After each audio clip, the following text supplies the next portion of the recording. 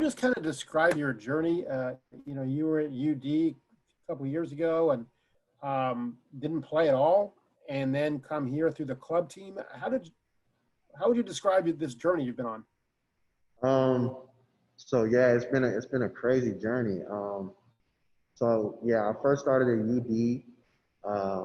I redshirted there my freshman year. Um, in the spring, I kind of wasn't feeling it. Football has always been a love of my life. I've played the game since I was about 7 or 8. I can't even remember, but that's about 15 years. That's 15, 16 years now. And at the end of my freshman year, I was really kind of feeling like it wasn't it for me, and I should just move on with the rest of my life and find other opportunities elsewhere. So that's kind of why I transferred out of UD. And then my grandma talked to me, and she was like, "I think you should come to Ohio State with my cousin because my cousin came here."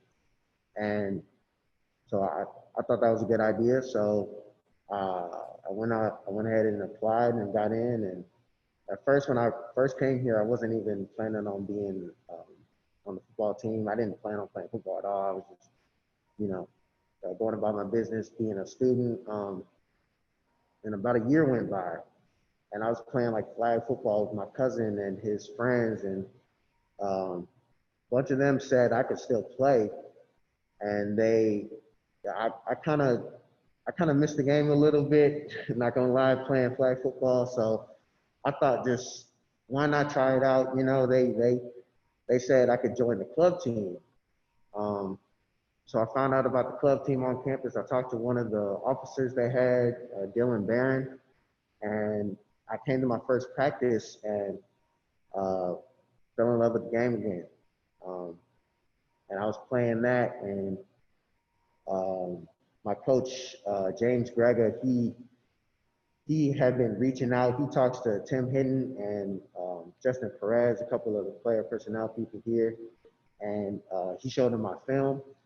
And next thing you know, that June, I was getting a call from Justin Perez. They asked me to come in for a meeting, and I came in, met Coach Hartline, Coach Keenan Bailey, and that was it. Uh, Joined the team that July, I think July 15th, and it's been history since then. So, Wait, July 15th of what year? This year? last year, July Last 15th, year, right, right. 2019. Yeah. Okay. And to earn your way onto the coverage units, how'd you do that, and what does that mean to you? Hard work and effort. It means so much to me. Uh, just just to be able to get the opportunity to play football again, because after I lost, like after I lost interest in it, there was kind of a big hole in my life, and because I had been doing it for so long, and I fell in love with it, and I didn't really have any other sports because I wasn't playing any other sports in college, and in high school I had like track and basketball and other stuff and baseball, but when I got to college I was just playing football. So I always loved sports. Football was definitely my biggest love though, and I missed it. And once I got to be playing again, and once I got back up at the varsity level, I really started falling in love with the game again. And uh, my whole thing is I can always control my effort. And they teach it here, like you can always control your effort and your hard work and the work you put in. Um, but you can't control your circumstances and everything else. So that's all I try to control. And I was blessed to get the opportunity. The coaches, they took a chance on me because I'm a walk on. Um, I hadn't played, and since my high school senior year. Well, I played club, but I hadn't really played in about a year, and they really took a chance on me, and I really appreciate the opportunity, and that's really all I can say. Like, uh, I'm just blessed. Thank you, Chris. Mhm. Up next, Dan Hope. Hey, Chris, are there things that you think you learned from that experience playing at the club level that you've now been able to translate over to playing at the varsity level? Yeah. Playing at the club was so much fun, man. I really fell in love with the game again because when you get to college, it's a whole another animal. Like you're doing it 6 days a week. You know, it takes up a lot of your time, and then the rest of the time, really budgeting around, trying to do homework, trying to hang out with your friends, like trying to do all that other stuff.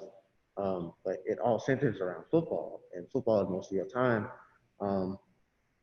And with club, the differences in club is um, we only practice like 2 or 3 days a week, and the rest of the time I get to hang out with the dudes. It really just felt like high school again, and just being able to go out there and play with my brothers. And I made some lifelong friends on the club team, and I won't forget my experiences there. And it really had me fall in love with the game again. I'm extremely grateful for that opportunity. What made you decide that I should go back and play varsity football again if I get this opportunity at Ohio State? Well, honestly, like it was the opportunity. Like Coach Grega, the club team coach, he had been reaching out to Tim Hinton, and he made me my highlight tape from the club, and it was really just him, like him working so hard to get me on the team, and constantly plugging Hinton and Perez and all those guys just to give me a chance, and really just me being adamant with it, and staying patient, and just being ready to go, and I can't thank him enough. Thank you, Chris. Next, Mark Snyder. Yeah, Chris, in 2016, Ohio State lost a game against Penn State because of a fiasco on a punt. And then the following year, Saquon Barkley returned one all the way. Could you talk about Ohio State guarding against Penn State, breaking a big return, and also what do you see in Penn State's return game?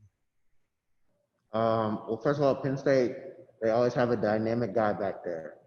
That's something that they always bring to the table. They always have a lot of talent. They're gonna run fast. They're gonna hit you hard, and they're gonna work as hard as us. But it's just like whoever's tougher is gonna come out the victor at the end of the day. So,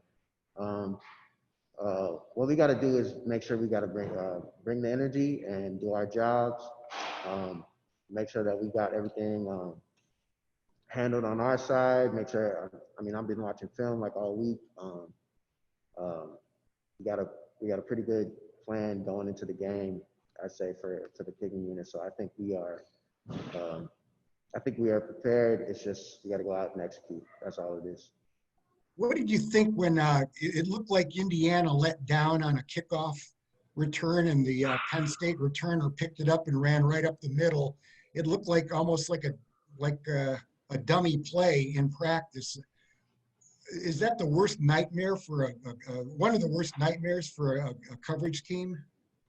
Well, what we do is we try to prepare for everything. They throw so much stuff at us at practice. So whatever you get in the game, whatever you see, we probably already got it in practice. So it's just always trying to be prepared and keep your guard up, and make sure that you know your job and how to do your job. And if every guy on the field does their job, we'll be fine. But yeah, that's basically it. Thanks. Dennis Dodd. Hey, Chris, I wonder if you've considered how many guys on earth can tell maybe prospective dates that they've played with both Ezekiel Elliott and Justin Fields. Really not that many guys. What? I don't know if I'm the only one, but that's great. Who plays club football? I know you love football, but there's got to be injury considerations, insurance, everything else. What did you get out of it? You'll find some of the best guys down there. Yeah. Because they have to pay for their equipment. They have to pay for the school. You know, they're not on scholarship. Most guys aren't on scholarship. Some might have academic scholarships in special circumstances, but almost everybody on the field is just playing because they love the game still. A couple guys use club to try to get the opportunity to play on the varsity level here. But other than that, they just play for the love of the game, and that's why it was so special. That's why That's why they were able to win the national championship last year, because everybody is just so invested in it, and there's really just wonderful people down at that level, and I mean, at this level too. Right. But you know, it's different circumstances. Obviously, they have scholarships up here, and down here it's just really, you know, it's just for the love of the game. Did you ever pause and, in practice or something and tell you, wow, I am catching passes from Justin Fields? It's crazy. It's crazy, you know. And Justin is one of the greatest players I've ever played with. Had a pleasure to speaking with him, and just being around him every day. You know, it's amazing. Just you know, where I've been, and you know, being able to be in the circumstances I'm in, it's really incredible. So real quick, who was your quarterback on the club team? Kellen Garanstein. Kellen, he's an amazing person, man, and I think he loves the Buckeyes even more than I do. So I wouldn't be surprised if you see him up here next year. But okay, he's a great guy. Yeah. Right. Thanks. Next, we have Patrick Murphy. Chris, I assume you know that James used to do this and cover the football team, so we know him, that side of him. Tell me about James as Coach Grega. Coach Grega, he's you know, he's a younger coach, so it's like he's just one of the guys out there, but he knows exactly what he's doing, and it's like he was born to coach. Like being a quarterback, you know, he played on the club team. Played in high school. You know, he knows the system. He knows exactly what we got to do to win. He's a great game plan strategist. Like, he knows exactly what you got to do, and he's a great motivator too. Like, he's a great person overall. I really can't say enough about him as a person, because he's really the reason why I'm here. So you'll hear me share. You're like, if you ask me about him again, you'll hear me say that every time, because it's really like it's him. He's the reason. So I'm really appreciative of him, but he's a great coach, yeah, and a great guy to be around. And we ask guys, freshmen that come up from high school all the time, the biggest jump, what you noticed was the biggest thing. But obviously you were at Dayton, you played club football. So the transition to the varsity level, what was it like for you having kind of those steps in between? Mm-hmm. First thing that came to mind when you said that was speed. Speed is so much different from club to high school to even Dayton. At this level, it's just it's a different speed. And the other thing I noticed is I also had to get stronger because when I left Dayton after being in a collegiate like weight program, it's so much different than like going back and trying to work out a guard pack by yourself. So when I got here, I was just like, that was my goal. That was my goal in the fall last year when I joined the team, was to put on some weight and get stronger. And like putting on about 10 to 15 pounds, 10 pounds in the regular season last year, working up to that, and then another 10 in the off season this year. Has really like helped me get my confidence back. Just helped me play better as a player. I feel faster, feel stronger, everything. So I would say those two things. Thanks, Chris. Next, Brendan Gulick. Hey, Chris, I was kind of hoping you could take us back to your first meeting with Coach Day. What were your impressions? Did he say anything to you that really resonated? What was that first meeting like? Coach Day is always busy, so you don't get a lot of conversations with him. So you try to cherish the time you have with him. But every time I talk to Coach Day, he's always positive. He's always looking to give you praise for what you have done, but always look at what you can do to improve, as a good coach will. And I think just what separates him is his dedication. He'll probably be here. He tells us about what he has to do with his family, and I'm not gonna repeat if he doesn't want me to, but he's extremely dedicated, and you can tell just by the way he talks to his players. I'm just a walk on, and he actually knows me as a person. He's invested. So yeah, great person. I think the first time we ever really talked was maybe last year when I came in, and I saw him around, and it's just like a little hi and bye or whatever, one of those little things. You don't get a lot of time to Coach Day, but recently I've been talking to him a lot, and I've been going back and forth from offense and defense, and we've been talking about that a little bit, and also he's been congratulating me on everything I've done on special teams. So I really thank you for Coach Day. One more thing too, I realize it might be hard to ask this because you're in the moment, but you've got a different perspective because of all this different experience. What does it mean to you to be an Ohio State player?